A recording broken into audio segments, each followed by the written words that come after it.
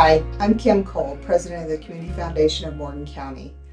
I'm going to be doing a series of podcasts over the next few months so that I can educate people on where our grant dollars are going. And with me today is Robin Wonnell from Stability First. Thank you, Robin, for taking time out of your day to come talk to us. Can you tell us a little bit about the history and general purpose of the Stability First organization? Of course. Thank you so much for having us. We love to talk about Stability First and the lives that are being changed. There at the Magdalene House and soon to be Men's House, Foundation's House. We started back in 2016. The original vision was for men for Morgan County, but at the time there was a organization that was serving men. Okay. And so through a survey through the county jail, it was found that women had no place to go when they were released from the county jail. The women that did not have custody of their children. And so hence single women needed a place to stay. So the Magdalene House was formed and opened in 2016. It originally started as a homeless shelter, if you will. People would come to the door and need a bed, and if we had one, they came in and we gave it to them. We did individualized programming, but not to the extent that we do today. We are a Christ-centered nonprofit. We're located here in Morgan County, but we serve all of central Indiana. That's incredible. So take me a little bit through the evolution of, the start in 2016 till now, because you suggested that it's a lot more individualized programming. Can you tell me about that? Yes, of course. Today we have a waiting list of 22 women waiting to get into the Magdalene House. Because of the programming that we offer individualized programming. So as all of us, we have goals, and so do the women that we serve. And so when they come to us, we talk about those goals, and we set their plan for their time with us is based off of the goals they want to attain. So those individualized plans are reviewed 30, 60, 90 days throughout their stay with us. When they arrive at the Magdalene House, we give them 30 days of no phone and no going anywhere, no going by themselves anywhere. They can go with staff. But the idea is to just get used to being in your own skin. Sure. They come to us from the jail, from prison, from other treatment programs around the state, okay. And we need them just to be still and be themselves. And that 30 days allows them to basically do that. So after the 30 days, they can then begin to submit for levels. We have work on a level system where more freedom gives more responsibility. They can then look for a job, those sorts of things. But the 30 days initially when they arrive with us is just that be still time. Get used to being in their own skin. Sure. So how many women are you serving right now at Magdalene House? We have a 16-bed facility. We are certified by the state of Indiana as a recovery residence. Okay. So what that means is that we've gone through all of the programming and the state issues of being able to be certified by the state and providing the program that they see as needed. Great. So you've mentioned you are receiving women from county jail, the prison system, mental health facilities. Is that your primary sources of receiving these women? It is. It is. In the beginning, as I said, people would come straight off the street, but now it's referrals based.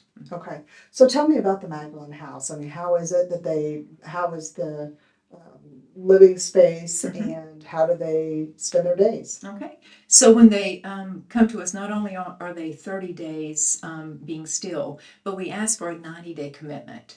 We've found that 90 days kind of gets them in that routine and the recognition of what they need to do and what they need to accomplish.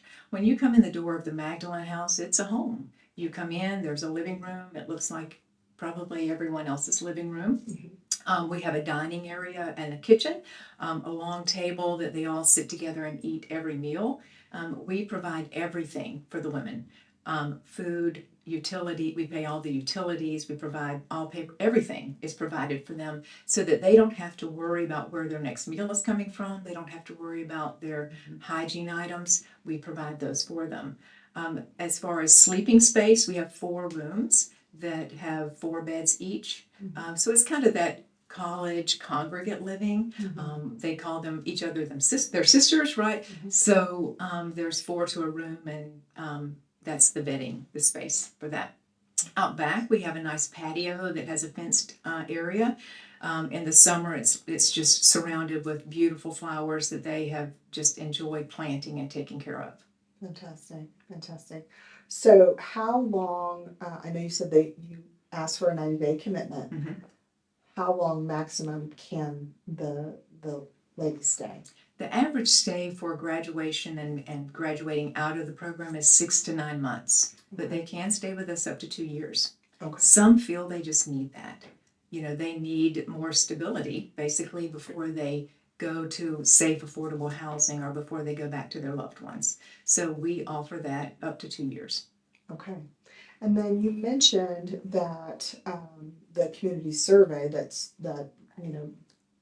Stability first responded to was a lot of these are women that have been in the penal system or county jail, and they have children that they're trying to reunite with. So tell me about your efforts in helping them with that. So that's, if they have children, that's always one of their goals, to reunite with their family, with their children, and we help them as we can. So that might be taking them to court, help transporting them. It might be aiding them in finding assistance, working with child services, whatever that is that we can offer on our end to help them reunite. Sure. And I know that you all have received a fair amount of press over the Maggie bags. So let's talk about that part. We have. So we offer various programs for the women at the Magdalene House. We have intensive outpatient treatment. That's 3 days a week, 3 hours a day for 12, 16 weeks. We offer a Rent Smart program, and we offer Maggie bags. Maggie bags is where it's a canvas bag, a reversible bag that the women sew. They take it from start to finish. They choose the fabric, they cut it out, they do the sewing, and then they sell it. We have a boutique on the front of our store that where the ladies sell the bags. They go to events and festivals throughout the central Indiana area. But that is part of our programming, is they're volunteering and coming in and sewing. They sit what we call knee to knee with volunteers who come in and sew, but relationships are built there. It's a micro enterprise that teaches life skills, but at the same time they're building relationships with these volunteers. They get the opportunity to talk about their children. They get the opportunity to talk about their own lives with people that don't know their history, right? But they're forming friendships, and some friendships for a lifetime. That's incredible. I'm sure that is an important part of the stability that you're trying to create. Right. So tell me about the future. I mean, what are some of the future strategic goals? So we are, by the end of the year, should open a 16-bed certified recovery residence for men. It's just down the road from the Magdalene House. It's a high need in our county and in our area. Yes. It will mirror what the Magdalene House does as far as programming. The men, there's really no place for men to go, none in our county right now. So the men will come from jail, from prison, from other treatment programs, and that should open by the end of the year. Fantastic. Yeah. So your facility was in response to need, as the men's facility is too. And I'm sure you have lots of success stories. Can you tell us a few special ladies that have achieved their goals and gone on and really turned their lives around? Yes, of course. It's amazing to watch these women, how when they come in and then when they leave us graduating, reuniting with their families, and just the stability and who they are, their confidence that they carry out the door, as opposed to when they came to us. But we have three staff that were residents of the Magdalene House, three case managers, that work with us and help the ladies and transition them, through the house. It's beautiful to watch them, Brandy and Amber and Tammy, work with our residents. That's incredible. I'm sure that them being able to speak to the personal experience really helps the ladies that are incoming. And speaking of that, I know that there's kind of a unique ceremonial type experience that happens with all of your new residents. Can you tell us about that? Yes, we would love to. As I said, we're a Christ-centered program. We want the ladies to recognize that we are the hands and feet of Jesus. And so when we have a new resident, on a Sunday night, we have a staff member that we celebrate the foot washing, and we have a whole section of the living room that does that. But we serve them and we wash their feet, and that just shows them we're not here to be while we are the authority, right? We're here to serve you, and we're here to help you, however that is. That is such an act of kindness. So when they do graduate and having met their goals, what's next for them? So the majority of goals is safe and affordable housing. There's not a lot of that in our county, but we do help them find the housing. And sometimes that is the reason they have to remain with us longer than they even need to, is waiting for housing that they can afford and that is safe. Sure. But that is the next step. We offer aftercare. So basically they can come back for dinner at night. They come back for Bible studies, just to visit.